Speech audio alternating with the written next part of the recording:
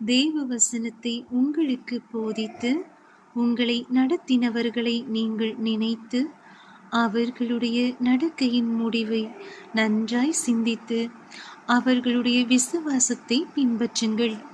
எபிரேயர் 13ஆம் அதிகாரம் வசனங்கள் 5 முதல் 8 வரை. நீங்கள் பண ஆசை இல்லாதவர்களாய் நடந்து உங்களுக்கு இருக்கிறவைகள் போதுமென்று எண்ணுங்கள்.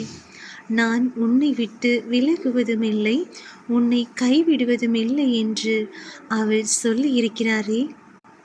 அதனாலே நாம் தைரியம் கொண்டு, கர்த்தர் எனக்கு சகாயர், நான் பயப்படேன், மனுஷன் எனக்கு என்ன செய்வான் என்று சொல்லலாமே.